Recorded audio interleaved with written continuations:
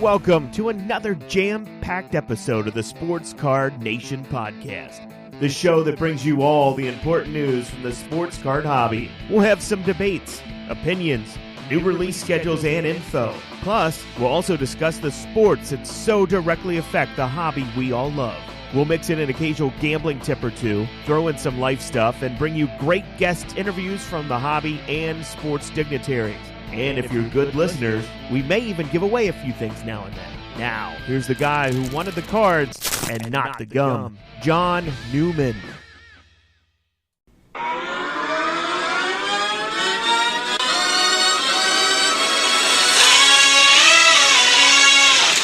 Ladies and gents, this is the moment you've waited for.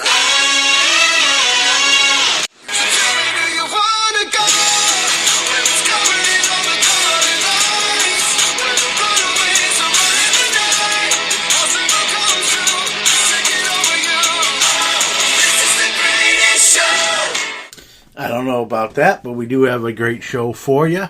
We're going to be joined by renowned artist Tim Carroll.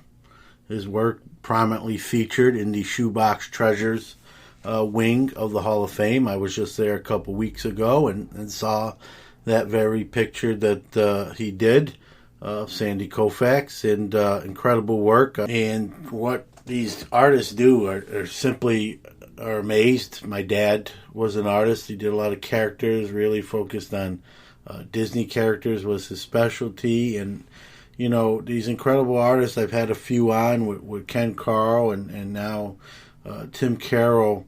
You know, it's amazing what these folks can do.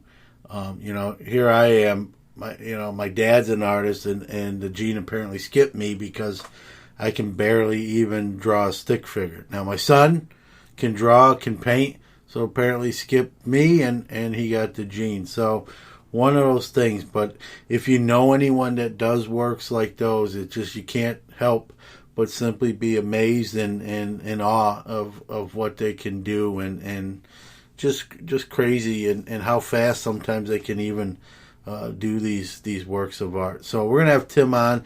He works with a media where he makes the pictures with cut up cards, and I mean, seeing him, if you've seen his work, it's just awe inspiring, just jaw dropping stuff. Obviously good enough if the hall calls on you and says, hey, put your picture in here, we want it. So that's the equivalent of a player making it to the hall when an artist is their materials requested to be on their wall. So pretty special, I'm sure, for him. We'll ask him about that, amongst other things. So glad he's given us some time and joining the show today. A lot of new products out in the hobby world. We'll talk about those. Kind of a quiet sports time of year, but we'll talk some sports as well, as always. And here we are, Sports Card Nation podcast, episode 35. We're inching ever so closer to the big 50. And like I mentioned a few weeks back, and on the 50th, we're going to give away $50 cash. On the 100th, $100. That's a ways away. But the 50 now is getting kind of in range, in the sights, and be exciting to give away a little money. Everyone likes cash, myself included. So it'll be nice to do that and have someone win that and those sort of things. But even more fun than the money, which is obviously fun in its own right, is doing these shows every week. It's become a labor of love to me. Yes, it can be difficult every week pumping out a show. Can be a grind at times, but for the most part, I really do enjoy it. I hope you do as well. And I've said it. You're going to hear it during one of the spots. Without you, there's no us, and we know that each and every day, each and every week. So I want to thank you for listening. You might have saw my pictures on Twitter. I kind of redid the studio here. My wife must like me a little bit. She got me a Fire Stick, and I brought one of the 32-inch flat screen TVs we weren't using up into the studio office here and set it all up so I can watch what have you. Fire Stick, let's just say, has been freed, if you will, so I can get almost anything and watch almost anything on it right in the comforts of the studio office here, and I've already taken advantage of that. And so it's nice having a TV in here. I just got to make sure it doesn't distract me from getting that show out to you, which I don't anticipate happening. So shout out to my wife Sharon for hooking me up with the Fire Stick. She did get it on Prime Day, so it was only $15. So she likes me a little bit. Probably if it was a lot more than that, I wouldn't have gotten it. But credit where credit's due, and thanks to her, I get to enjoy some multimedia goodness.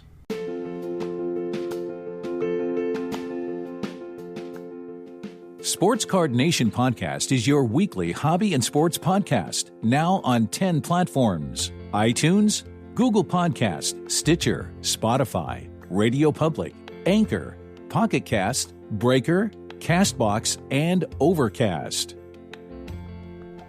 Listen to in over 26 countries globally, Sports Card Nation Podcast is one of the most interactive podcasts around, providing great content, giveaways, and some of the hobby's best interview guests without time constraints. Thousands can't be wrong.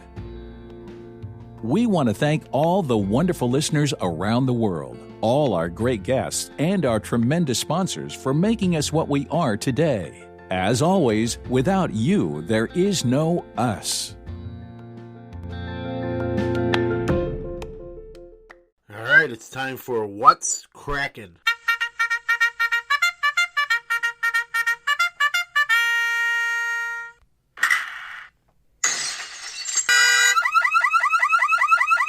All right, things heating up in the hobby. A lot of releases. Some just recently are live and out, and things coming very quickly up the turnpike. Some releases. So let's talk about those at this point. If you're listening to this, you know that the Donruss Optic Baseball is out, as is the Allen and Ginter from Topps, and I'm a big fan of Optic. While I wish Panini had their own license, we know they don't. I really do like the Optic brand. I like it in baseball. I like it in football. It's one of those things, you kind of latch onto a brand. You like the design. You like how they do it and the looks. And Optic is that for me. And so I always wind up opening probably too much of that. And Allen and Ginter is kind of the opposite for me with Topps. I know a lot of people love it, and some of the off-sport issues and cards in it. While I think they're kind of cool, I think it's sort of overdone, and maybe I'm an old diehard that just wants those baseball cards and those baseball players. But that's not what Allen and Ginter has made a name for themselves for, and so that's out now. We all know, Gary V's in it, autograph cards, base cards, and a lot of other celebrities and movie stars and other oddity performers type deal. I guess Harrison Ford signed a limited amount, so that will be a big card, I guess, to pull as far as non-baseball players go. Gary V, obviously, as well, will be a popular one to get. But they have some, they have all those odd things. Let's talk a little bit about it, since it's really a flagship product in its own right. Of course, the usual suspects are in the product: the framed mini parallels, in many forms, cloth form, printing plates 1-in-1, 1-on-1s. Stained glass are new this year, and they're numbered to 25 each. The metal minis are back, limited to 3 copies. Obviously, the rip cards, what the product's famous for. Not that I've opened a ton of Allen and Ginter, but I've never got a rip card. So maybe that's one of the reasons I don't like the product. Full disclosure, it's not been very kind to me. So maybe I'm a disgruntled customer, if you will. Booklets are in them. Obviously, the traditional relics are in them as well. A lot of the same ones, and again, some presidential relics in this year's release, and all the oddity cards are always back. Box toppers, 8 cards per pack, 24 packs per hobby box, 12 hobby boxes per case. It's a 350 card base set, and let's talk about some of the oddities, if you will, in it. Okay, the Allen and Ginter backs minis are 1 in 5 packs. The black borders 1 in 10. Gold borders mini will be in the retail only. Gold bordered are in hot boxes only. No numbers cards, limited to 50 copies of each player. Brooklyn back minis numbered to 25. The printing plates obviously 1 of 1 with the 4 plates: black, cyan, magenta, and yellow. Glossy 1 in 1s. Glossy mini 1 of 1s. Wood minis are back, 1 in 1 hobby only. Let's talk about some of the off-sport cards that you will find in here, including autographs. I'm not going to name them all, just people I think of significance.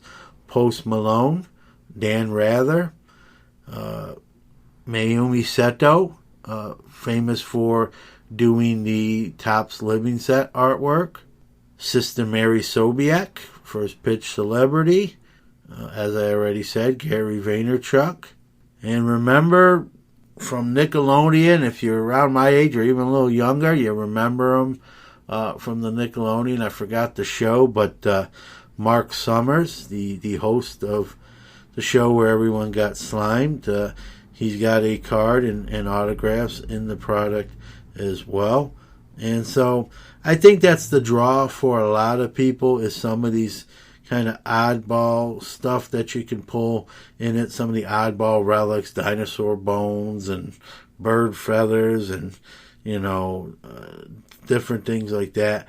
I don't get as excited as much for that stuff, so maybe that's why I tend to open less. Maybe I tend to open less because I've never really done traditionally well breaking this product or opening this product. So I might not be the guy to ask this opinion. Will I open it? I always do. I tend to open Allen and Ginter. Maybe this is a problem in itself too. I tend to open it just blasters that I pick up at Target or Walmart. Every once in a while I'll buy a hobby box, but for the most part it's usually just Target and Walmart releases. So, maybe I probably should open more hobby before kind of putting it to bed and being a little bit downtrodden on it. But that's me.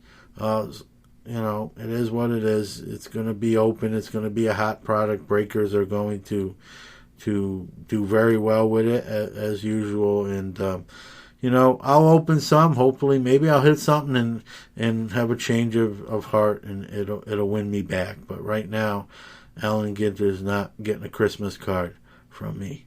Let's talk about some of the other releases. Obviously, those are out. Topps Diamond Icons is already out too. Super high-end product, very expensive, as if you know anything about it. I believe it's $1,500 a box. I think there's 10 cards in there, so you're already into each card for a cool $1.50. And that's not $1.50. That's $150 a piece with that product. Great looking product, but hey boy, you better hit something there to make that one worthwhile. It's a gamble. That's one of the things we love about the hobby. So let's talk about, on the 19th of July, 2018-19, Panini Opulence Basketball will be out. 2019, same day, 2019, Panini Elements Football will be out as well. On the 24th, Panini Immaculate Baseball 2019. Also on the 24th, Topps Clearly Authentic Baseball, that one card, authentic acetate card that a lot of people either love or hate because it's really hit or miss and a lot more missing than hitting. Same day, 2019, Donruss WNBA basketball. And also that day, 2019, Panini Certified Football will be out as well. Let's cover the 26th one release, 2018-19 Panini Encased Basketball.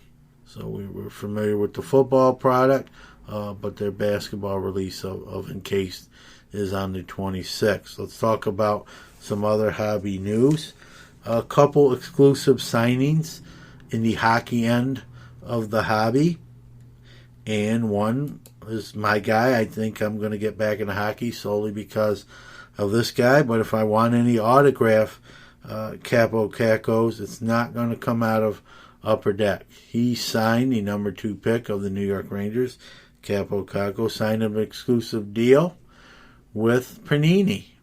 And you say, well, Panini doesn't even make unlicensed hockey cards like they do with baseball. How are they going to do this? So what I foresee, they haven't really released any specific details other than the signing itself, is they're probably obviously going to make some just individual, capo cards without logos and designations like that. And he's going to sign them. So whether they're just for sale, on the website, the Nationals coming up, maybe they're getting him fast-tracked to sign a bunch, and maybe they'll be in those silver and gold packs. I don't know, but, he's going to be, a hobby popular guy, and it'll be interesting to see, with Panini signing a hockey guy to an exclusive rights deal, how they're going to market that, and details of how much it cost them to do that aren't announced, but it wasn't cheap, I'm sure. So how are they going to recoup their money? He's not really going to be selling a whole line of products. It's not like 2019 Panini Hockey, unless they're planning to do something like they do in baseball, and they just haven't announced it yet. So we'll have to wait and see. I'm definitely going to be interested in that, being a Rangers guy, and kind of, as I said, kind of opening that door back up to kind of jump back into the hockey card aspect again. Staying on that, Upper Deck said, okay, you signed the number 2 guy. We would have loved to have him, but we'll see you there, and we'll sign the number 1 guy, that being American Jack Hughes, to an exclusive rights deal. So you will see Upper Deck Jack Hughes autographs, no Capo Cacos, unfortunately, if you were hoping that he would appear in Upper Deck form. But obviously, the rookies we all know that drive a lot of the hockey, those young guns, both of those gentlemen will still appear on those nonetheless. And I think, it's going to be sort of a, like we've had some banner years the last couple of years with football and basketball with a great rookie crop and rookie class. I think hockey is on its way there with 2019, and the first 2 picks in this draft have that potential to carry products on their back alone. And it's got someone like me who while a hockey fan, didn't open a lot of hockey product. Now that's probably going to change. As far as I'm concerned, I'm definitely going to be ripping open some hockey packs where I wouldn't have prior.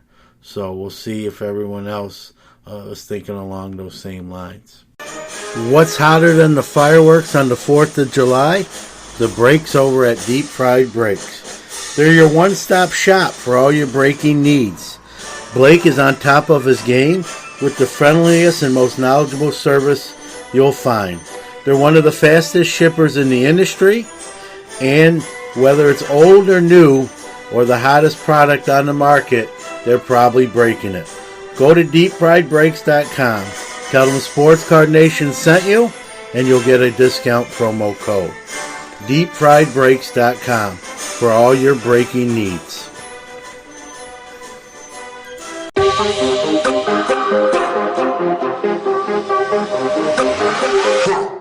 All right. I know I always say I'm excited for whatever guests I always have on the Sports Card Nation podcast, but I am genuinely excited to have this next gentleman on the show. His name is Tim Carroll, an excellent artist. If you've seen what he does, and I'm sure you have, maybe you didn't even realize it was his work, but he does some amazing sports art, particularly baseball related. I just came from the Hall of Fame for a couple weeks ago, and one of his pieces is in there, and I saw it in person, and it's the first time I've seen one of his pieces in person, and if you think it's incredible via pictures or social media, it's even more so seeing it live and in the flesh, so to speak. So I don't want to waste too much time. He's been gracious to join us and talk about what he does, which is incredible works of art. Let's bring him on. Tim, welcome. Thank you so much for having me on. So, I mean, let me ask you, you know, it is a sports card podcast, but I've had artists on here before. I'm appreciative of what you do. I know I've talked to you a little bit before the show, being the son of an artist, so I kind of have that sort of perspective on it. But let me ask you your hobby background with cards, if you have one, and kind of, you know, how it kind of where it all began.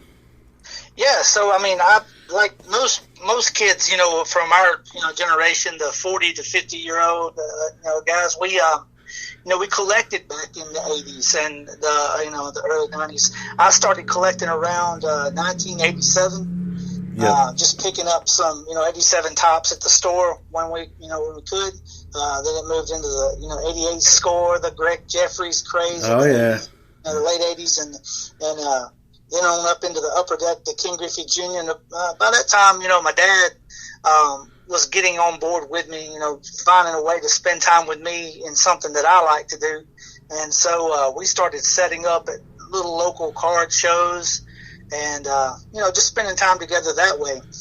And like most people, I kind of put it aside once I was, into high school and college and, met my wife. And so, as the late 90s boom was, going on, I was starting a new phase of my life, and I had everything just kind of stuck back in the closet. And then, later on, finishing a degree in education, and I was on a trip with my wife.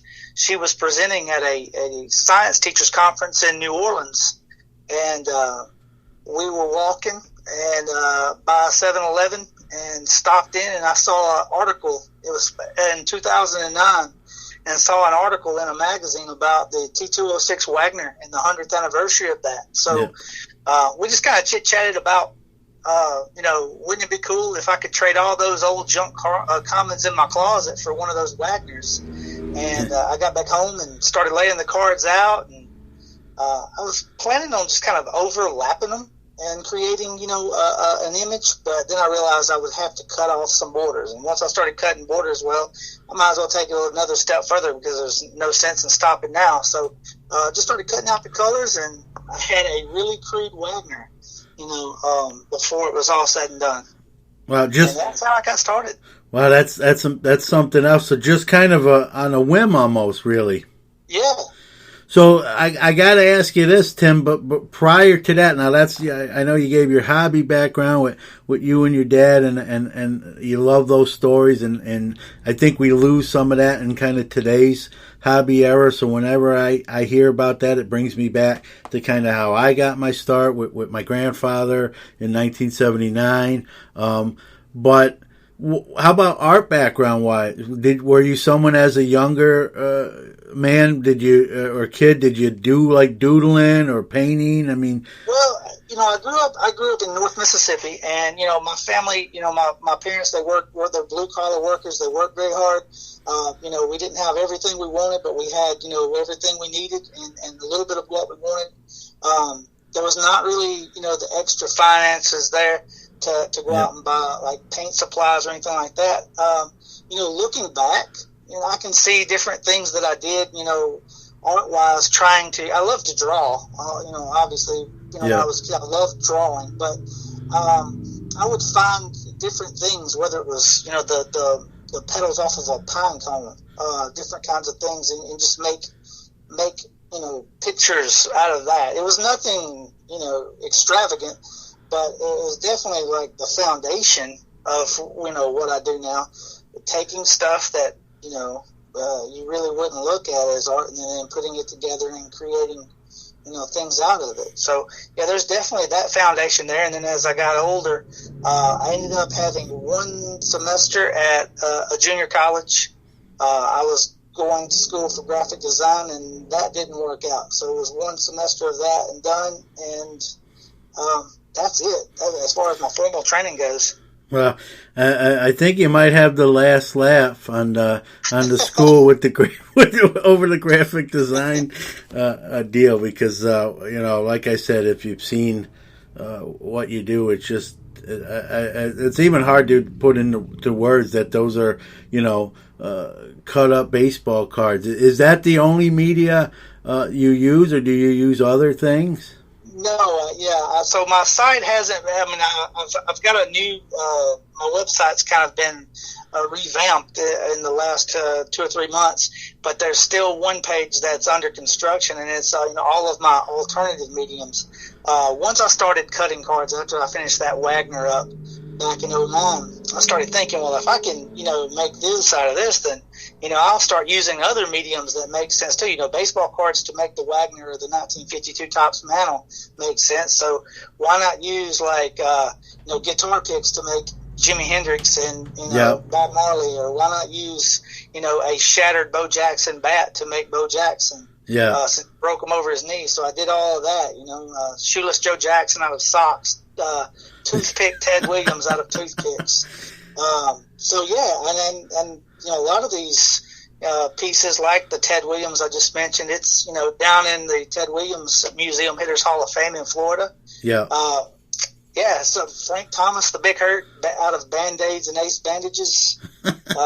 Just a lot of fun stuff. Yeah, very literal. A play on words, and I mean, very literal. Yeah, and that's just awesome. Even it's one thing to come up with the idea, Tim, but to actually put it in play and do it and have it come out the way it does. It's just simply incredible. I mean, I come up with ideas and then I do it, and it's like, oh, okay, and you actually. I gotta imagine it. I know you're probably most critical, like a lot of people, of your own work. But I mean, the way these things come out is just breathtaking. It's amazing. Thank you very much. And to hear that you just kind of did it almost on a whim, just like that. Yes. One day you did. It was like lightning in a bottle, so to speak. It was a complete lightning bolt. That's exactly what I was going to say. That makes it, to me, you couldn't even, it's almost like a movie script, you know what I mean? You couldn't really, it's almost unbelievable. You take that to a movie house and they say, nah, it's not believable, come up with something else. So, just amazing. Now, when you hear cut up cards or cut up the medium, is it really just like by hand with a scissor? Do you do it? How does that process actually unfold and take place? Yes, it's scissors. I mean, I'll take cards and at this point I can look at a card in just the specific blocks of shapes of color and know exactly what I'm going to be cutting out of certain cards. And there's sometimes, whenever and this is something that I try to talk to clients whenever we're discussing, different card options. Mm-hmm. Some of the more famous cards and some of the more iconic cards don't necessarily translate well to what I do, but at the same time, it's very doable. It's just very expensive because of the amount of time that would have to go into certain pieces. For example, a 1980 Topps Rickey Henderson rookie. Yeah. The image of Rickey on it is very small, and because of that, I would have to really work on the face under magnification with an X-Acto knife to cut the pieces, because everything is 100% cut cards. There's no embellishing. I don't use pens, markers, anything like that. No paint, nothing. It is straight up cards, cut and glued. So if the face is really small and I have to dig in and really get the eyes, or the mouth or whatever shading that goes on the face, it has to be cut. And with those smaller pieces, it would have to be cut, with an X-Acto under magnification, taking so much more time and eye strain and a lot of cussing. Well, and dedication, and let you might not say it, but I'll say it for you. Dedication and patience, and if you to look at these pieces you do, to know that there's no, like you said, there's no pens, no colored pencils, paints. No. That just, even more so makes what you're doing just so incredible. If you looked at that and told someone that, they'd probably not think you're telling the truth, but obviously you are, and just that attention to detail, is just a testament to your work there. Well, with so many commons that are out there from the junk era, there's obviously so many different flesh tones, so many different colors. It's almost impossible to not be able to at least come close to matching up the colors. So there's no reason to even consider doing any kind of embellishings when the cards that you need are out there, and they're out there in abundance, and they're not expensive. So So I got to ask you, I don't know if you've seen the movie Jack of All Trades, directed by Stu Stone. He was and I've had him on the show, and if you've seen that movie, it's from that junk wax era, as we all know. And in the movie, at the end, it's been out a while now. I don't think he'd get mad at me for kind of saying this. And it's kind of they show him kind of starting kind of a bonfire with all these kind of not real significant in value cards, and they're burning them, and I'd be lying if I said I didn't have a fire in my chimney and throw some 88 tops in there here and there, just for fun. And the premise of him doing that during the movie is because they're just so overproduced, it's a way of getting rid of some. But here, rather than burning it, you're using it to create these wonderful works of art. With all due respect to Stu, who I consider a friend, and the movie was tremendous. If you're asking me, you can burn the card, or you can do, what Tim Carroll does. I think it's just, and obviously you got to have that talent. You can't just say, I'll just do what Tim Carroll does. But to do that, rather than the cards being destroyed where they don't turn into anything else other than ash, is just, shows your creative mind, and they're repurposed like that, Well, thank you. And I did see Jack of All Trades. That was, it was great. I enjoyed it. And there's not enough documentaries or even shows that are about cards. I think there could actually be some sort of reality show about a card shop. Yeah, I think we're going to see more. I think that movie's kind of been picking up steam as of late. It's on Netflix now, and I think when a movie like that starts to get some notoriety, I think stuff happens. It's kind of like a trendsetter, and so I think we're probably going to see some things coming along the turnpike here, and we can point back to you saying it right here, and you can say, "Hey, I told you so." So.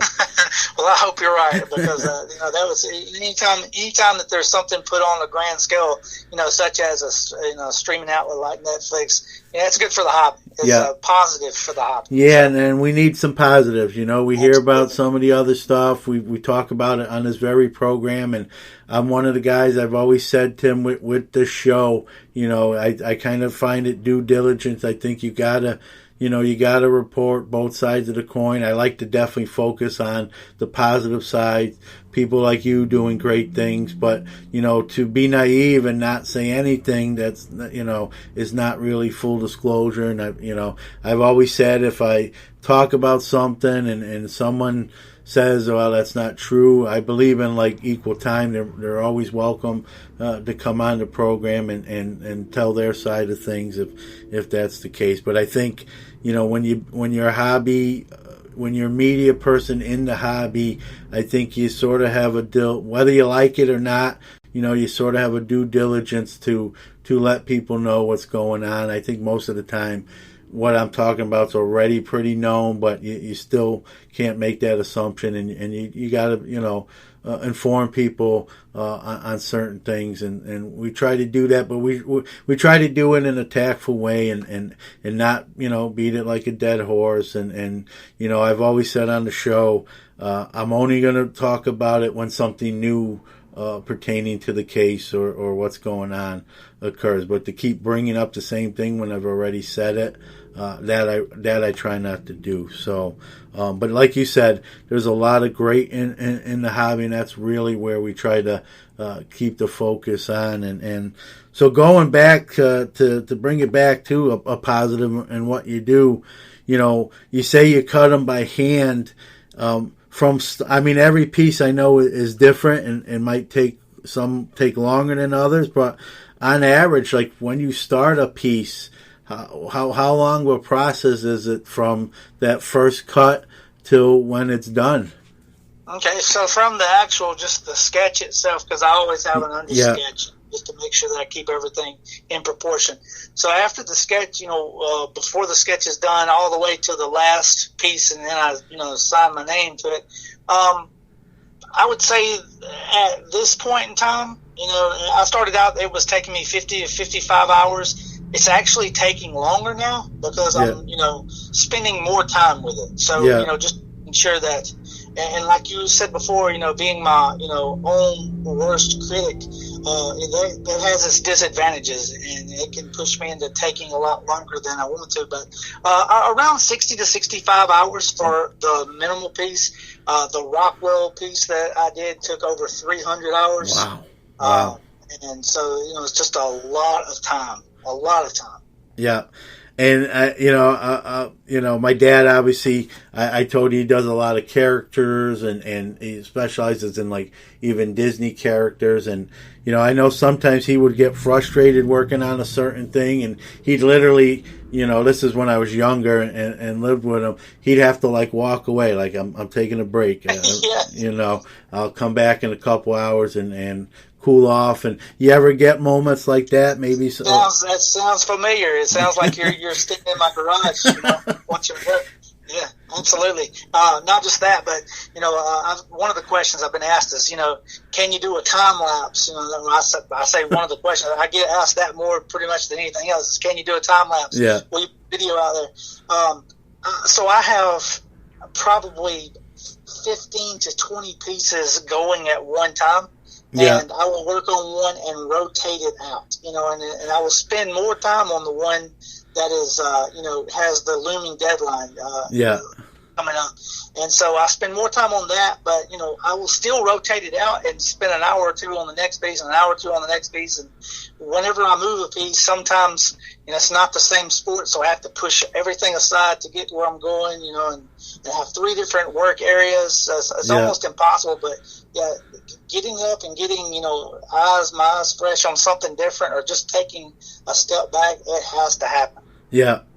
It's funny, and you explaining like you're working on numerous ones sometimes at the same time. I have this vision in my head. I'm not really a chess player. I played. I wouldn't say I'm good at it, but some of these chess masters where they have all like 15 games going on. They make a move at one table and they go to the next board, make a move, and they're playing 15 different opponents. I kind of see that almost when the way you explain that, like you're going from one piece to the next and then doing, your work on them. And it's something like that. It's just a lot messier, Well, that's obviously, it's amazing. I know I've said that numerous times, but that's really, how amazing it is. Now, the material, the medium that you get, obviously the cards, are these all from stuff you open? Are they donated? How do you get your basically your medium to create these works of art? Yeah, so it's a combination of the two. We were talking about the good in the hobby. There's so many good people out there, and so many people that have contacted me over the years and have been willing to donate cards to me, send me boxes.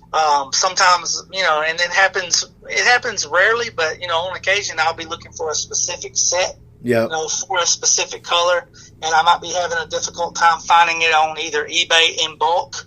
or whatever. So I'll put it out there, and it won't even take an hour, and I'll have a flood of direct messages, people offering to send me, or sell me. That's, fine with me, what I'm needing. But I have a ton donated. There was when I moved to Conway, South Carolina, there was a guy that had owned a store, card shop back in the 90s. And in his new business, he had all of those commons back in the back area of his new store, of his new business. And he was like, I just need it out. Will you take it off my hands for me? And so it was probably 240,000 cards in that. Holy smoke. And, counting what I had from when I was a kid, which, 40,000 cards that were in my closet in just those 5,000 count monster boxes. Counting that, counting what I've bought, off of eBay, counting what people, have donated through the flat rate and postal service boxes, I'm sitting on about 450,000 cards right now. So I'm good for a little bit. So I guess that my next question piggybacked off of that, Tim. A lot of collectors sort their cards maybe by set or even by numbered order. Do you sort them by like color, like a predominant color? How do you sort, or do you kind of just pull them out and then figure out I could use this here? Or how do you, if you have a sorting process, how is it? How does it go? Yeah, no, just like you just said. I mean, I do sort some by color. But, if I pull out and have, 2 5,000 count boxes of 87 tops, I'll go through and pull out, the certain ones that have the specific kinds of, blues, and I'll sort them out and actually put them in, maybe a 600 count box, so, and then I'll label the box and have it sitting off to the side. Just different things like that that'll make my job easier. Whenever I'm working on, several different pieces at once, it makes it easy just to go back and pull that one box rather than shuffle through all of these boxes that are in, on these racks that are, in my studio. So, definitely and that's pretty much the only sorting I do, other than pulling out all the like Hall of Famers or star cards. Yeah. The Will Clarks, Darryl Strawberries, the Don Mattingleys, Bo Jacksons, guys that are not in the Hall of Fame, but at the same time, there's still a demand for, those guys, even if they are junk commons that are, have no monetary value. Yeah. Well, I'm one of those things, I think when you hear junk wax error, there's two connotations to it, a real negative one and one as almost like a term of endearment. I like to come from the term of endearment side. I got a feeling you're in the same boat with me there, especially what you're doing with them to keep in a sense, keep them alive. I know it sounds... Yeah, no doubt. I mean, it's just like, I go through and as I'm flipping through and I'm cutting, I'll cut Mickey Tettleton's face and all I can hear is them talking about Fruit Loops while he's playing ball, back in the late 80s and early 90s. So that kind of stuff, it's those kind of stories. And it brings it, and like you just said, it brings you back memories in when you were younger and a kid, and that's really that's great too, because you get something out of it in the process as well, and that's always a good thing. One thing I read, you can correct me if I'm wrong, but I'm pretty sure I'm correct. You will not make any of the same pieces more than once. That's correct. Well, when I first started, of course, I created that Wagner, and then I created a 52 tops Wagner, 52 tops Mantle, about a month later, and then 2 to 3 months after that, I created the 89 Upper Deck Griffey. Yeah. Now, those 3 pieces were so crude. And I mean, there are 3 hobby, of, if you had a Mount Rushmore of baseball cards, those 3 would almost be on everybody's list. Yeah. So just because of, the way that they have transformed the hobby.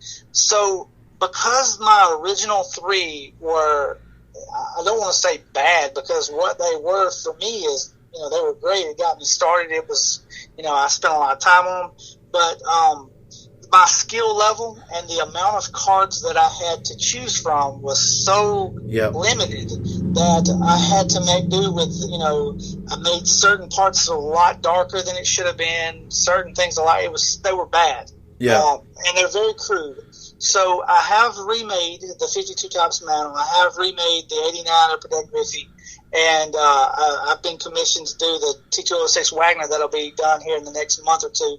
And so those three are the only ones that I have ever redone. And the rest of it is completely true. I will not do any of the others. I do still own the original Wagner mantle and Griffey that I did back 10 years ago. The Griffey's actually signed by Griffey, so. Yeah, yep, I knew that. I heard you talking about it on another program. That's awesome, and I think that's understandable. Like you said, it was your early works. You've kind of fine-tuned your skill set, and you know, as a and most artists, I think will attest to this, being kind of a perfectionist.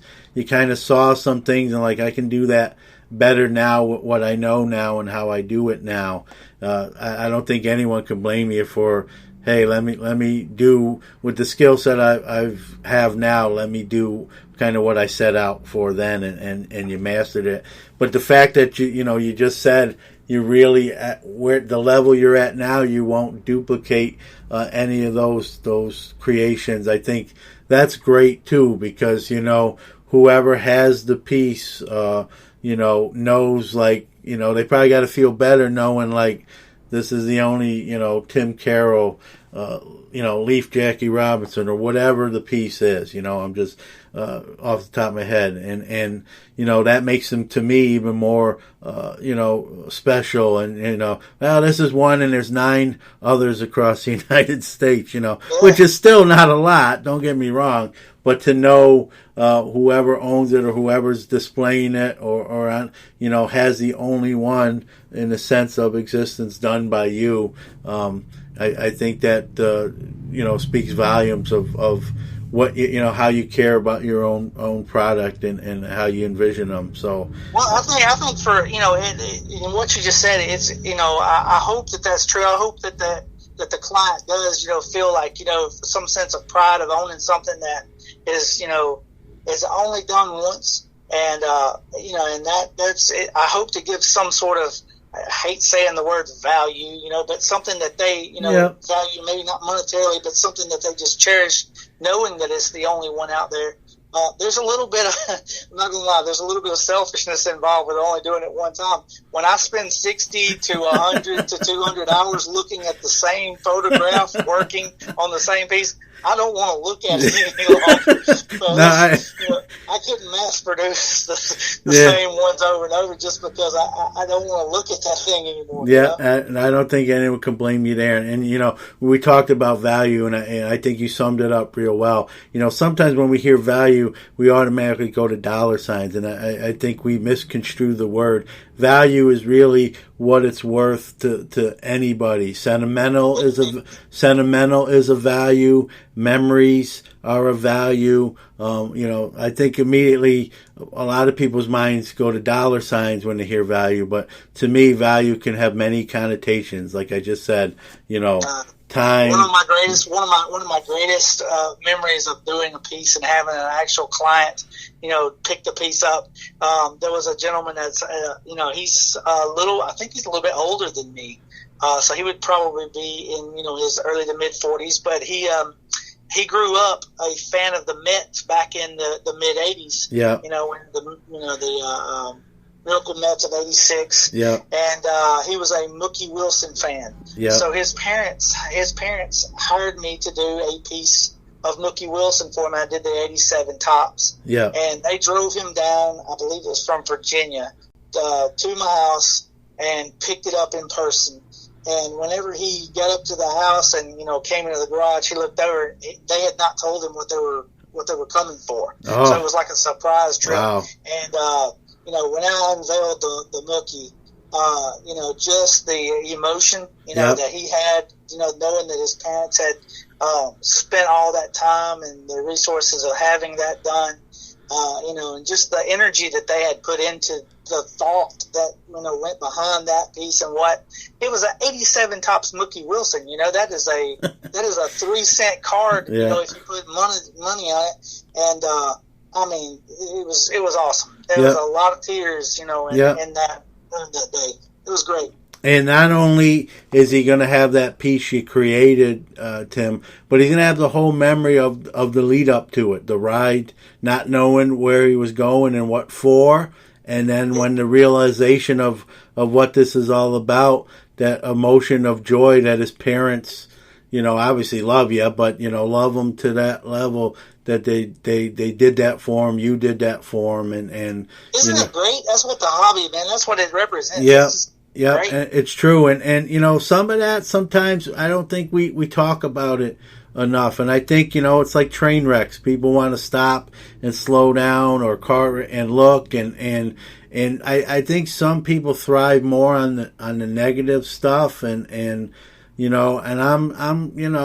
kind of the opposite of that. I think we don't spend enough time on those kind of great stories, heartwarming stuff, and I try to, if that's my niche, or and I'm not the only one. I'm not trying to say that, but I know we have to talk about both, but I like to really spend more time on that side of the street than the other one, if you will. Yeah, there's definitely a balance, and with some of the stories that are out there right now, when you're talking about an industry where there's this much money that's being thrown around, it's bad for it to find out that there's some that are taking advantage of others, and but at the same time, there is a flip side to that, and there's so many good people in this hobby, in this industry, that are just wanting to just do it for fun, do it for memories, do it for whatever else. And so, there's a balance, between, it's not all bad, it's not all good, but it is what it is. And, regardless. So, yeah. Well, I might have to call you, Tim. I don't know if you've been coined this yet. With everything going on in the hobby, we've touched on it a little bit. I might have to call you the original card trimmer. Well, I would just go straight up cutter. How about that? I straight up let you know that I'm cutting the face completely out of the card. If you can't tell that, I'll help you. But I'm joking, obviously, but I'm thinking of what we're talking about and then what you're doing. I just I saw the kind of not an exact parallel, but a little bit of a reach. But I've been known to be corny sometimes, so I did it, But now I know your father, like me. You have your kids are all different ages as well. We talked off the air. Dude, I gotta ask, do they have any similar interests? Is it something maybe they might do or something along those lines? They say the apple doesn't always fall far from the tree. As far as the cutting of cards and stuff like that, I don't think they could care less about it. To them, before I quit teaching 3 years ago, I think they may have almost resented this for a little bit because, I was taking too much time away from my family to do this at night and the weekends and then teaching during the day. So, it got to a point where my wife and I discussed it, and, the wait list was backed up pretty good on the artwork, and there was an opening there to give it a shot and see if I could, leave a salaried position and guaranteed paychecks, every 2 weeks to actually try this, and so we gave it a shot, and it's been nothing but the best thing since. I've gotten to spend so much time with my family, but they don't care. They don't care anything about the actual doing the artwork. Now, I will say this: they're really good at what they do with artwork, whether it's pastels or other, paper. My daughter created a Starry Night out of cut pieces of magazines, and there it is. Pretty impressive, So so it's very impressive, and she was very proud of that. And when she brought it to me, I was like, "No way you did that!" And it blew me away. She's very good at it, but she doesn't do it often. She does like to draw and do watercolor and that kind of stuff, but more along the lines of just fun. But, the seeds are planted. You never know what's going to happen 10, 15 years down the road. And everything kind of leads you to whatever it is you're going to be doing next. So, you never know. And it's always amazing to, as a dad, this, where that may take them, maybe maybe it'll be a different form, but they'll take art in another direction, using you as inspiration, seeing what you do and your dedication to your craft, while they may not do the exact same thing, it may be whatever they do, they can take a lead from you, that your dedication and your time and your work ethic, they can take from that. And that's obviously a positive. I hope so. I hope you're right on that. Yeah. They do get to see that. And that's something that, I also wanted to, whenever leaving, teaching 3 years ago to do this full time, it's kind of like telling my kids, it is okay to take a calculated risk in life. You only live once. So get out there, and if you have a door open, take a walk through it. As long as it's not putting you in any kind of danger, any kind of harm's way. And maybe they'll take my lead on that also. Yeah, no, I to take shots. Yep, that's a great point. And anyone listening, even if you're thinking about, you have some talent and you wanna and you enjoy it too, and you wanna the best of both worlds, so to speak.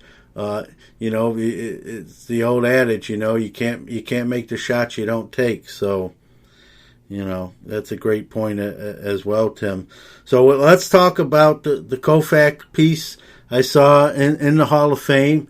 I'm originally from Brooklyn, New York, so I have a soft spot, even though they were already gone when I was born. I know my dad lived in Ebbets Field. I kind of PC Brooklyn Dodger guys when I get them. I'm a huge Jackie Robinson guy, but I have a soft spot for all the Brooklyn Dodgers. So when I saw the Koufax, I did try to take it off the wall and sneak out, but they caught me.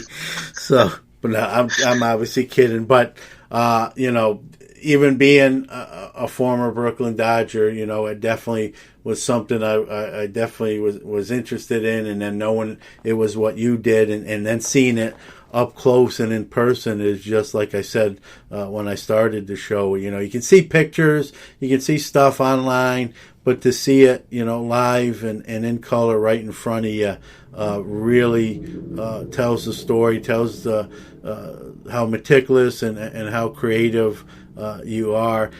Tell everyone, how did that kind of come about with that Koufax getting in the Hall of Fame? Yeah, so I actually created the Koufax back in the fall of last year. Mm-hmm. I had sent my family inland. We had Hurricane Florence on the way. I live just outside of Myrtle Beach. So Hurricane Florence was, it was forecasted to actually, be pretty close to a direct hit for us at one point.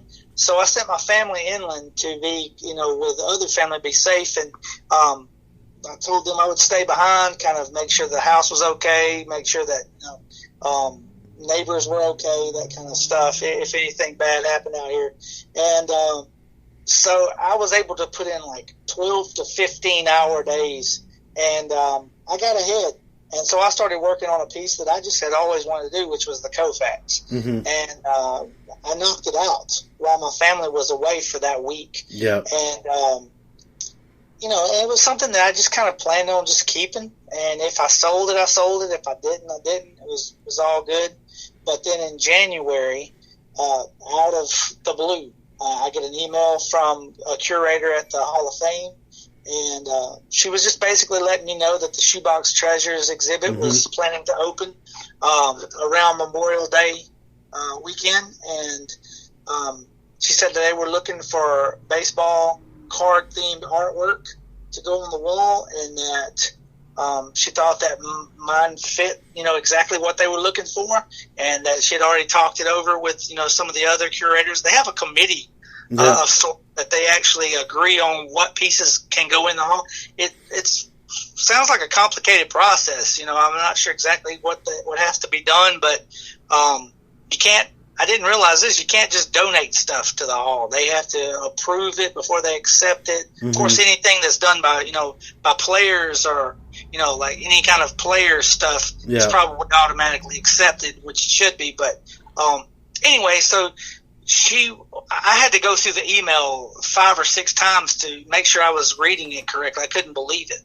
And, so I sent back and told them as fast as I could, yes, I would love to be a part of this. And I told them that I could create them a piece, or that I had these following existing pieces, and I laid out the ones that I actually, there wasn't many, but that I had left, but one of them was the Koufax.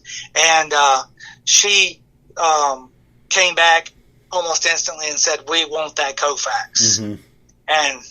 And so that's the way it worked. I said absolutely. Yeah.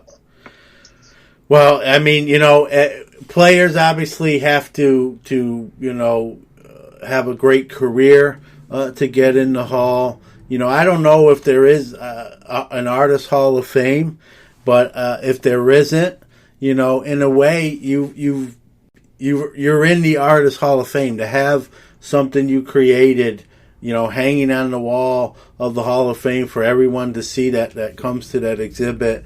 I mean, to me, that's the equivalent of as an artist being inducted. And it's just surreal. It's like, I think I likened it to having a dream come true when you haven't even had that dream yet, because it's not something that I had even thought about. Mm-hmm.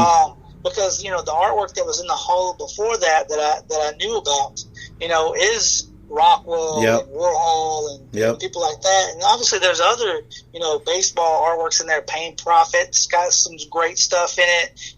Gummy Arts also has some, and there's some other artists that I know I'm leaving off right now, but I mean, it's something, I still can't wrap my head around it. And I haven't been able to get up there and see it in person yet on the wall, but I can't imagine what I'm going to feel like when I actually see it. Just walk through the halls and see it hanging on the wall. And I hope it does. I'm sure it's going to be probably emotional for you. You know what I mean? I mean, that's, to me, is sort of for what you do in the medium and baseball art. To like you said, with some of the other artists that work appears there.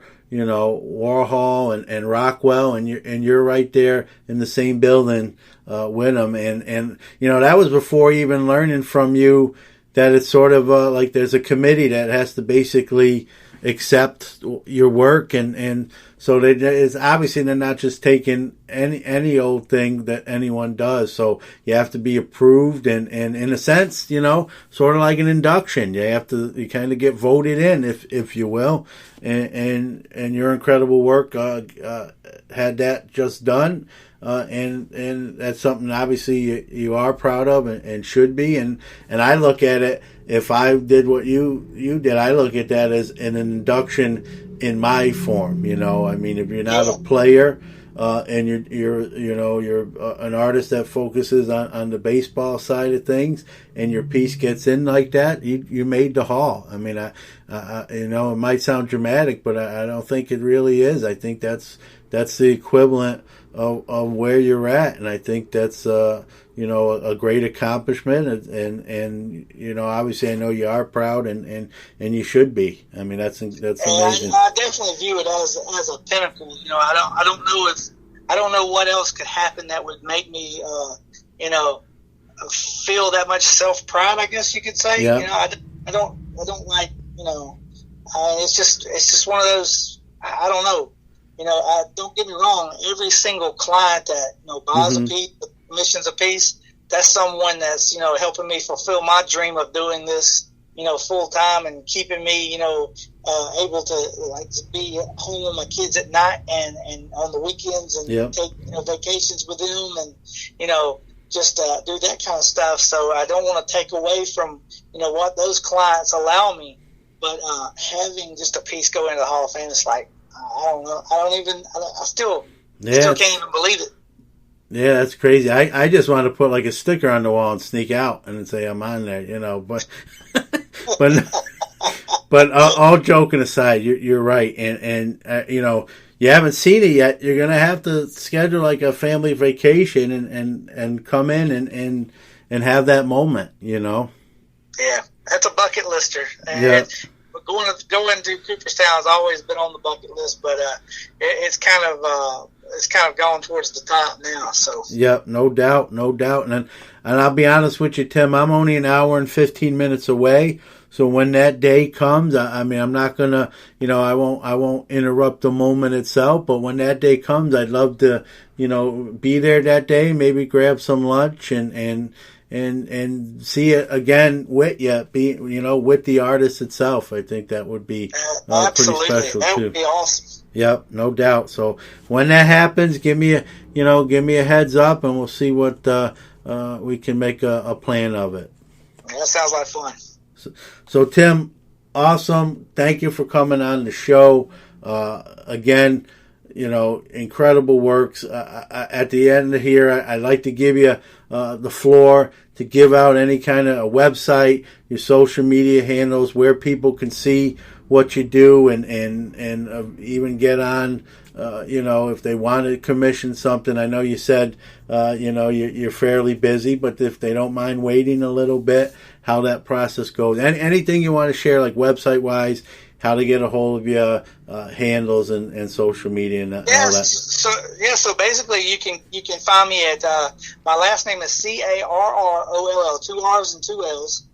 It's timcarrollart.com. And there's a form to fill out on there if you'd like to send me a message through the site. You can also find me on Facebook, Twitter, or Instagram at the handle at Tim Carroll Art. And that's the easiest way to get a hold of me. That's pretty much it. You can also, if you'd like to see some of the pieces in person, I know a lot of the people that are going to be listening to this might be thinking about or going to be attending the National. Yep. So swing by the Wax Pack Nation booth and visit what's going on there at that booth. But I'll be there also at the booth, and I'll be creating the 2019 Topps Living Mike Trout piece. I'll be recreating that out of cut baseball cards. Wow. There on site, and I'll also have the 1990 Score Bo Jackson black and white piece. Yep. The 1953 Topps Satchel Paige piece, and I'll also have, I think, the Jim Brown 1958 Topps football rookie card piece there on hand. So they can those. And live as well, but they can watch me work. If you come by on Wednesday or Thursday, you can see where I'm at, and then come back, on late Saturday and see where my progress is. Yeah, that's amazing. And you mentioned Jim Brown. For us here in Syracuse, he's kind of in rarefied air here. That's where he played. That's right. Yeah, I didn't even think about that. Yeah, and he's in many regard him as the greatest football player ever, and to think like he played here at Syracuse, he's got a statue right outside the Carrier Dome. So you say Jim Brown, and you definitely will grab everyone's attention here in Syracuse. And like you said, catch you at the National, see you doing it live and in person. And if you're on the East Coast like I am, and maybe not getting to the National, but you're getting to Cooperstown, you can definitely see that Koufax piece, and seeing it in person is you can't put into words. It's just amazing. That was the first, like I said, I've seen pictures, but to see it live in the flesh like that really, really, explains the detail and how meticulous these pieces are and immaculate they are, and a testament to your work. So Tim, keep doing what you're doing. Obviously, it's incredible. It's going to be great to see. That's the thing, to see what you're going to do next. Like you mentioned, the Trout from the Living set. That's going to be incredible. And then even whatever future pieces you take on. I mean, that's going to be fun to watch and see what's next on the horizon.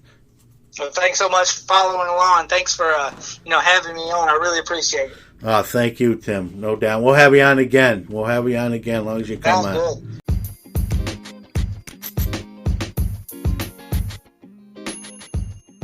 We love our listeners. Without you, there is no us.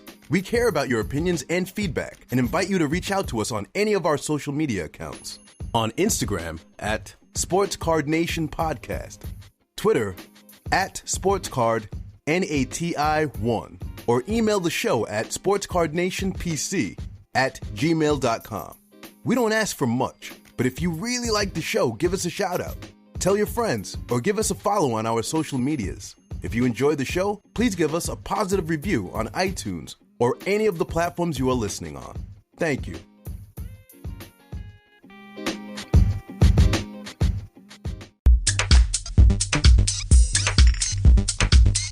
Excuse me, I'd like to ask you a few questions.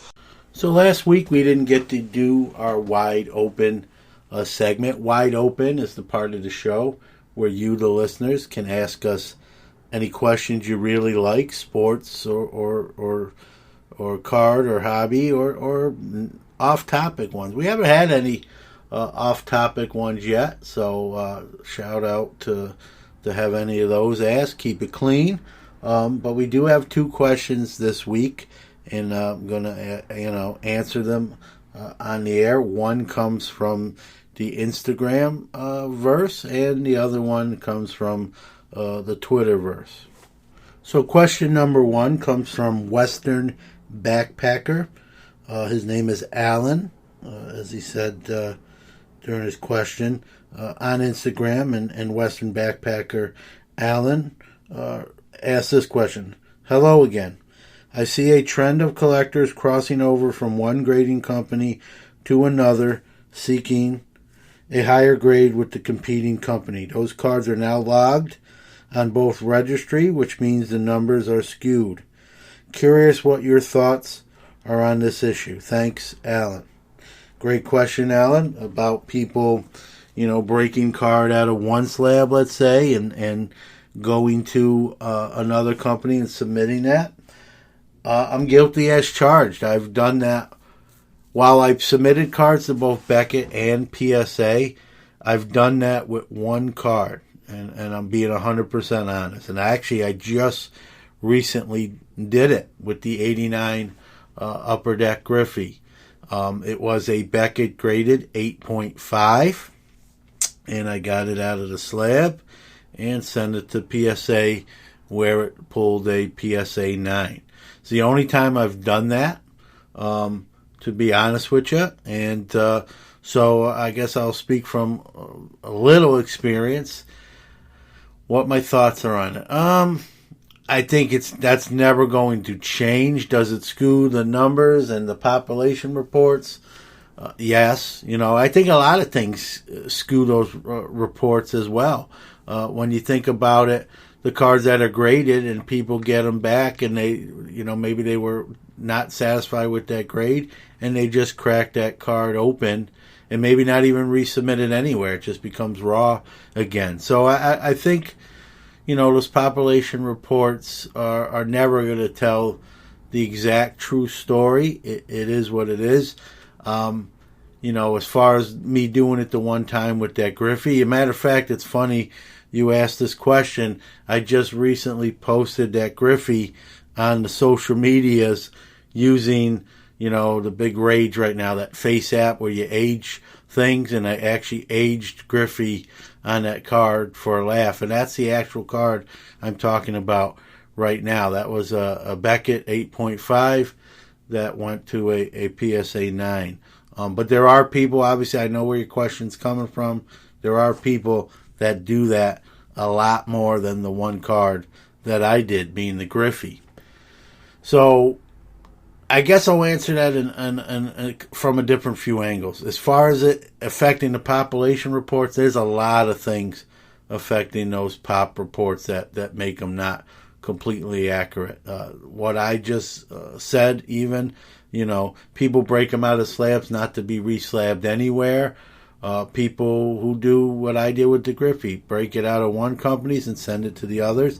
And there's a lot more of that, like I just said, going on. There's people who do that, not one like I did, but 10, 20, 30, 40 of them at a time. Not even cross slabbing them, going from PSA to Beckett or Beckett to PSA. But there's other people, we all know this, that don't like the grade and break them out of, let's say, Beckett holder or PSA holder and resubmit them to the same company. Maybe they clean them up. I'm not talking altering or trimming, but maybe clean surfaces or whatever they think might have caused the grade to not be where they wanted it to be or expect to be. Maybe they clean it up a little bit and resubmit it, hoping that does the trick. And if it does, if it's an 8.5, let's use Beckett, that person gets it back, breaks it out at an 8.5 slab, resubmits it to Beckett and gets a 9.5, it's obviously going to skew that report because in Beckett's eyes, it's still an 8.5 out there. How do you solve that? I don't think you can. I think that's your wishful thinking, and no one's going to be honest and say, "Hey, that 8.5, can you take it off the ledger?" It's just too much going on that even if people did that, it would. I don't think the companies themselves, the grading companies, would spend the time to do that, to be quite frank with you. So, it does alter the reports, but I think the pop reports itself, give you a general good overview of the percentages, when you count how many 10s that are pulled and how many are submitted, it gives you kind of a rough estimate of how difficult that card might be to get in a gem mint form. So, and I think that's what those population reports are really what people are looking for from them. I also think, all the pop ones or the low population cards are what they are. I don't think that's really a lot of reslabbing. I just think it's a hard grade to get, or it's either a hard grade to get, or it's a card that truthfully not a lot of people might be sending in to get graded, or it might be a low print card to begin with, maybe a 101 that gets graded gem mint, or a single digit print run card that's submitted and gets that gem mint. And if there's even another card of that series submitted, either it didn't pull a gem mint grade or it didn't get submitted. So there's a lot of variables at work. It's a great question. If you're asking me from the angle, does it bother me when people do it? I guess I'd be a hypocrite if I said yes, since I just did it, even though it's one card. I guess I'd be a little less forgiving when people do it by the droves, or just doing it 50, 60, 70 cards or hundreds of cards at a time, I did it with one because I got that card graded many, many years ago. Before I even started really submitting with PSA, and it was just a card I knew would, at a PSA 9 would have a little more eccentric value. So I did it with the one card. And truthfully, it's not something I don't look at any of my graded inventory and really think along those lines a lot. It was just one of those cards I did, and I did it with. So, I guess it doesn't bother me too much, partly probably because I know it's going to be an eclectic part of the hobby. This people are going to do that. As long as grading companies exist, and as long as there's more than one, which there always will be more than one, obviously, people are going to cross-grade or, break them open and submit them either back to the same grading company or try a different one. So I'm probably a little long-winded with my answer, but I think I covered all the bases with it. All right, question number 2 comes from the Twitter side of things from a user ETC who direct messaged me, and he asked, if any of these can't-miss young prospects, baseball stars, was to fail or not live up to the hype, which one would it be, and why do you think that's the person? All right, great question. Wow, I've and I've thought of this stuff. Obviously, being prospecting and buying a lot of these young prospects, rookie cards, and lots of 20, 50, 100.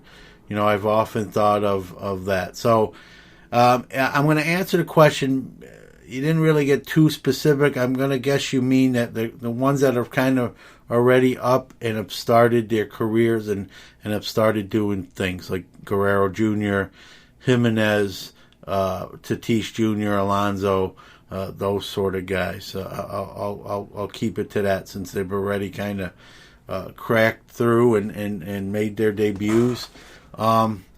Man, I think they're all real good. I mean, what Alonso's doing is tremendous. I'm a Mets guy, and I did not see this level whatsoever. So I don't think he's going to do that kind of stuff necessarily every year, but now he's showing he can hit from some average. So I don't think he's going to go to the wayside. I really like Fernando Tatis Jr. with the speed and the pop.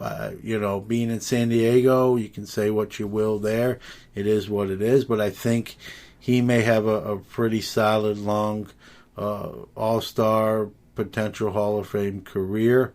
When you go to, and even on the American League side, and now you got Jimenez and Guerrero Jr., I've said Guerrero Jr., and it's not breaking news. I think some of the work ethic and the weight issues are going to factor in. So I guess it would be my pick. With Eloy, I worry about, again, another big body, a big frame. You worry about injury.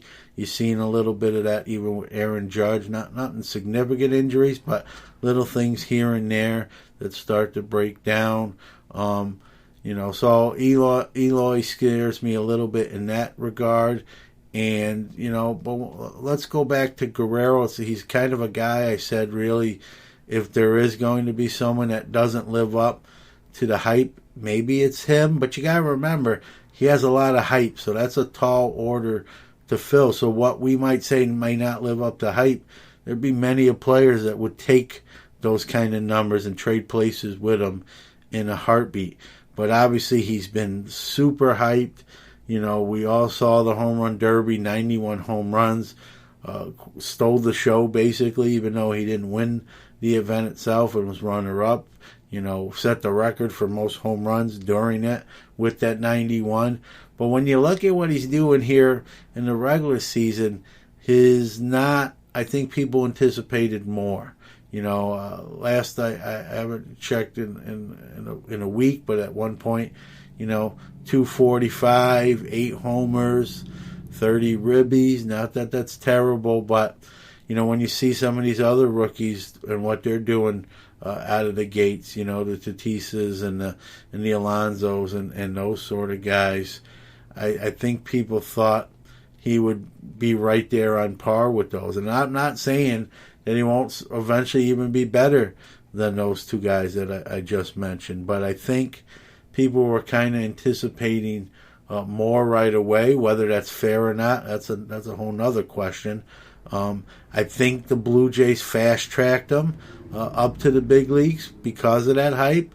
I think that hurt him a little bit. I'm not saying he wasn't necessarily not ready, but I think he probably could have used a little more seasoning. I don't know if we'll go back now at this point. I think, the horse is out of the barn, and I think he's going to be a very good Major League Baseball player. But, is it going to be very good, or is he going to be, a Mike Trout legend type player? And I think that's where the hype early on was really, really leaning to.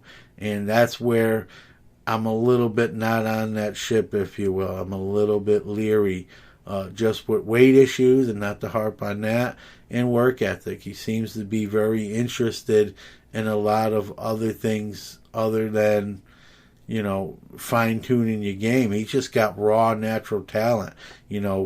Whether you believe it or not, having a father as a Hall of Famer is a great gene and is part of that. So, he's just a raw baseball player that's just can go half speed and probably still perform fairly well. But, is he going to put in the extra work and do the extra things? And, he seems very into, the signing stuff, which is good if you're a collector or in the hobby. but he's really more, it seems like, a lot into that. The Blue Jays wanted him to come in 25 pounds lighter than he did. And so I worry about that long term.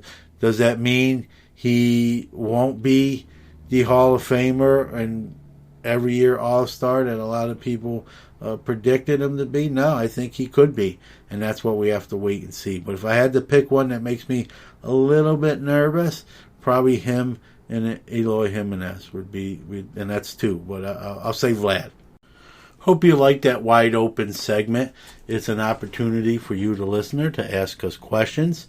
You can ask us questions through any of our social medias, Twitter, Instagram, Facebook, email.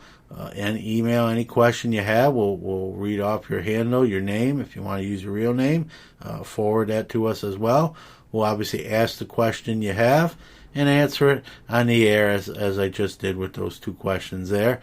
If you go to Anchor FM, we have a voice message option where you can basically leave like a voicemail asking your question. And if you do it that fashion, we haven't had anyone do that yet, but if you do it that fashion at Anchor FM, we'll actually air you asking the question itself, and obviously we'll respond to that and answer that. So we try to be interactive. That's really a backbone of this show. So we love the questions. Like I said, it could be sports related, it could be card related, it could be off topic, as long as you keep it clean and we're a family show, so to speak. So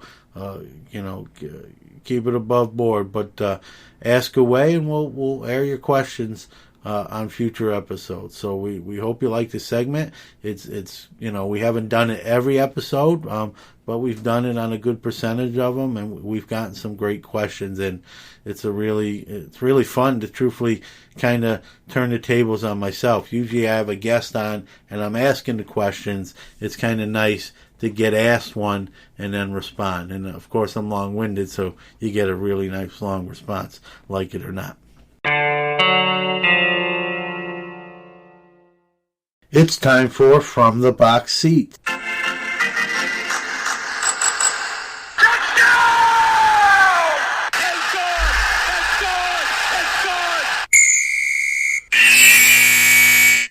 Okay, let's head to the world of sports.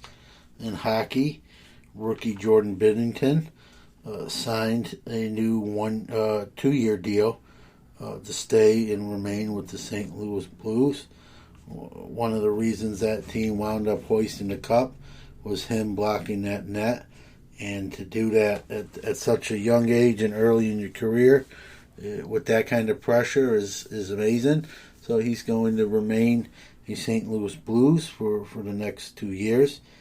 The Major League Baseball trade deadline is approaching, and there's some minor deals really going on right now. Nothing of major significance, but I have a feeling that this Major League trade deadline, there's going to be some big names moved. I think the Mets are going to consider moving Syndergaard if someone wants to give up enough prospects and future stars to get him. I think someone might be willing to do that, maybe not. But the Mets are definitely players in the trade market with them being out of it. Zach Wheeler's rumored to be on the move, maybe Jason Vargas. And that's, I think, going to be the real trend of this Major League Baseball trade deadline. I think it's going to be heavy starting pitcher types. I think a lot of teams are looking for another starter, another arm. I think there's some teams that are out of contention that have some, and those guys, I think teams are going to give up enough to take a chance and get that arm that they think might be the difference between a short or long run in the postseason. So I think you're going to see a lot of pitchers move. I don't know about, I'm sure there'll be some hitters move, but I think it's going to be, like a lot of times, a heavy arms race, and a lot of pitchers potentially wearing different jerseys after the trade deadline. So that'll be interesting to see how that shakes out, with the Mets, as I mentioned, being one of the teams rumored to trade 2 or 3 pitchers. I really hope Brody Van Wagenen doesn't get rooked like he did in that Cano-Kalanick deal, which looks terrible now. And if you're going to trade a Syndergaard or a Wheeler, you got to get value. You got to get some really solid, top-of-the-line, top 5 of that team's prospects to move those guys. So hopefully he doesn't get rooked again like I believe he did in the Kalanick deal, and so we'll see how that plays out. Some football news, and not really good football news. The two sides met, the NFL Players Association and the NFL, this week. It was supposed to be a 3-day meeting. It ended after 1 day. Now, when you first hear that, you say, "Oh man, they're already can't agree on stuff, and they're canceling 2 days worth of meetings." But from what I'm hearing, is that actually was a decent, productive meeting. But they had to do some more research on topics they were really interested in, hash it out. So they kind of tabled some stuff, and they agreed to meet again for another 3-day meeting later on, I believe, in August. So I wouldn't panic yet, but if that trend continues to happen where 3-day meetings become 1 day, you will have to start to wonder if a labor stoppage might be something that could be possible. We haven't had a labor stoppage in any of the 4 major sports in a long time. I'm hoping we don't ever have another one. And football is as popular as it is, and in many estimations, including mine, may be the number one, the national pastime, if you will. They really can't afford a work stoppage. After last year, with a lot of the focus on some terrible referee calls and outcomes of games being marred by some bad calls, the whole concussion deal and all that other stuff we all know about, a work stoppage on top of that is not something they really want to do, I'm sure, and something I'm not sure they can afford to do. Speaking of work stoppages, that's exactly what Zeke Elliott said he's probably going to do and hold out in camp. He wants a new contract. And I got to be honest with you, in today's NFL, running backs are not worth what they once were. And you see that in the draft, where there was only one running back taken in the first round this year, that being Josh Jacobs. And a lot of people aren't even that high on him. I'm one of those guys. I don't think he's good. I don't think he's great. I don't think he's someone I would have took. Even needing a running back in the first round, I would have waited and maybe hopefully got him later on, or went a different direction, got another back. So, you see what the Steelers did with Le'Veon Bell and called his bluff, and they plugged in James Conner, and he had pretty much an on par and in some capacities better year than Le'Veon had the year before when Le'Veon played. So they didn't really miss a beat production-wise, and I think the NFL has become a kind of plug-and-play running back league. I don't think they're highly regarded as they once were. I think teams think, it's become, number one, a pass-heavy, pass-happy league, and running backs have been devalued. So, it'll be interesting to see how Dallas handles the Zeke situation. Dak's also due for a new contract. So they got a lot of guys coming up at the same time that can really alter that franchise. And so how they handle that, I don't know. I've heard even rumblings that Dallas would consider trading Zeke because he may want too much money. So again, we'll see how this plays out. But I think running backs are commanding less dollars. I think their lifespan is a short one. A running back hits 29, 30 years old, sort of the end. Le'Veon Bell just signed a new deal in New York with the Jets. By the way, I don't care what you read, he's getting less money than the Steelers offered him. It's just more guaranteed money, but the per year price is less. So it is what it is. And in running back, in NFL years, Le'Veon's on the downside of his career. Can he perform very well? Do I think he's probably the best running back in the NFL? Or right there? I do. but I don't know how many years left he's going to be at that level. And some people say, well, John, he took the year off. That'll add some tread to his tire. I don't know. You're still a year older. You're still a year rustier. And there's two sides to that coin. So we'll see, But I'm a big James Conner guy. And so I think the Steelers are going to be fine, at least in that category, moving forward. And they're saving some money to rebuild that defense, which they've started to do, starting with the moving up and drafting Devin Bush.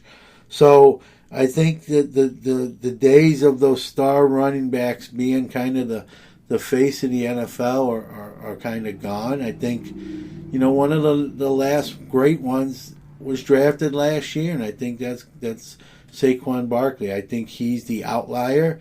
I think he's a game-changing back. I think he's a guy I would have took last year with that first overall pick, especially if I needed a running back. So I think those guys don't come along very often. Those are like once in every 10 or 15 year type of guys. But I think most years teams just realize that they can get kind of a talented running back and kind of run a system offense. Look at what the Broncos have done for many, many years. Really, no matter what running back they put in that system, they produce 1,000 yards, double-digit touchdowns. Look at last year. An undrafted local guy, Phillip Lindsay, was a Rookie of the Year candidate with the year he had. Undrafted. No one expected that. And I think that's the way the NFL is going. I think they're taking a page out of the Broncos running back playbook, and they're just going with system running backs. Guys they don't have to break the bank for. And when it is time to break the bank for, they don't do it, and they just plug someone else in. Kind of like what the Steelers are now doing with James Conner. And we'll see how even that transpires. After a few years, he might be due a new contract. He's kind of a different breed. He's a local kid I think wants to stay and maybe will give a hometown discount. But you never know how that will play out. Maybe that it's Le'Veon Bell Part 2. I don't foresee that with him. He's kind of a different cat, but you just don't know. And I think teams are at the point they're not going to overpay for running backs, and it's a position they feel like they can kind of plug a talented football player in. I mean, look what Green Bay did with, Ty Montgomery. They made a receiver into a serviceable running back. He's moved on, but he actually performed fairly well converting and picked up the nuances of the position rather quickly. So I think teams are seeing all this stuff happening and kind of taking pages from different teams, other teams' playbook. And if you're a running back right now, it's not the golden salad days of the position in the NFL. Let's go to the NBA. A lot of parity now. One of my big knocks on why I didn't watch a lot of the NBA, besides my Brooklyn Nets being pathetic, now that might be different. But if you look at where some of these guys have wound up now with Kawhi and Paul George in Clipperland rather than Lakerland, you look at the league now, there's good 15 to 18 teams with what I call power twos, two superstars on each team, instead of those power threes, like the Miami Heat and Golden State Warrior days, where that team was pretty much guaranteed to win it or almost win it if they got somehow surprised or upset. The parity used to be terrible in the NBA, and to me it hurt the product, at least hurt the product as far as how I viewed it and didn't view it by not watching it, not following it as much. But I think they've made strides. Now, I don't know if you give the NBA credit, if they did anything in particular to have it get to this point, or do you give the players credit that some of them just didn't want to go and be that third guy? They wanted to kind of form their own, be kind of the front man in their own band on a different locale. So, but when you look at the league overall, the NBA, you got 10 to 15 teams with two stud superstars that really have a shot at competing. I mean, no one would have picked the Toronto Raptors to win the championship last year, and that's what happened. Kevin Durant was hurt. That's a factor. But the way that series went, even with Durant, I'm not sure Golden State wins that. They have a better shot. Sure, I can give you that. But there's more parity in the NBA than we've had in a long time. I think it's going to be great for the league. I know I've gotten back interested in it more than I've have in many years prior, being it always felt like it was, recently the Golden State Warriors show, or before that the Miami Heat or Cleveland Cavaliers during LeBron's younger heyday. But now I think you got 10 to 15 teams, even I've heard some analysts say 18 teams that could actually not make the playoffs, but actually win the championship. And I tend to agree. And before, you could never say that. You were maybe saying that about 2 to 4 teams, and I could argue that 4 teams is too high in recent years. So kind of a change in latitude in the NBA, and I think it's going to be good for people's interest in watching it. And if you're a fan of some of these teams that you never thought you had a chance before, now you're breathing sort of different air, and that's always a positive thing when that occurs.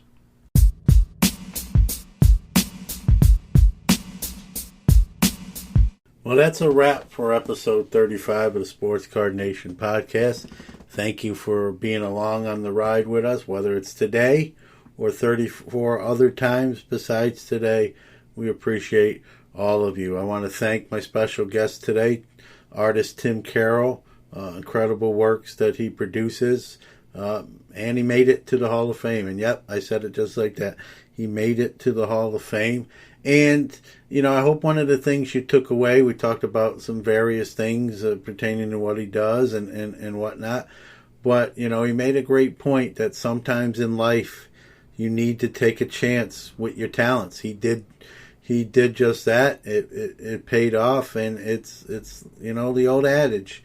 You can't make the shots you don't take. You got to take shots sometimes. You got to take a risk, even if it's a calculated one, and to sometimes find what you're destined to do. And Tim did that, and he's really a great example of success on those decisions. And he's continuing to hone his craft and doing incredible works. Check him out at the National as he works on the Mike Trout Topps Living set piece. That should be just as incredible as all his other work. So can't wait to see that as well. And, whether you're an artist or whatever your talent lies, I hate to say it like this, don't waste it, utilize it to your best of your abilities, max it out, and you might be surprised where you wind up with it. But you never know if you don't try. So same thing with us here on this podcast. We started out as this, little podcast, could we? And here we are 35 episodes later, going very strongly. So, you don't know until you take that leap. So I think that was a really good lesson in today's show. Not that there always has to be a lesson, but I think that really kind of was a baseline of today's program. So again, though leading up to the National, if you're going, enjoy it. I'm still efforting. I haven't put it completely to rest. I'm not sure it's going to happen, but I will guarantee you this. We will be there next year in Atlantic City, and I'm really shooting to be there for the whole week. It just makes more logistical sense for us where we are geographically on the United States map here in central New York. So definitely Atlantic City 2020. We haven't closed the door in Chicago, but I'm not betting on it at this moment, and we're really kind of running out of time. So, but irregardless, thank you for your support. Thank you for embracing this show, and I can't thank you enough. So, as always, I let one of my favorite musical artists kind of take us out before the outro. So I'm going to hand it over to Billy Joe. Don't take any shit from anybody, and I mean it.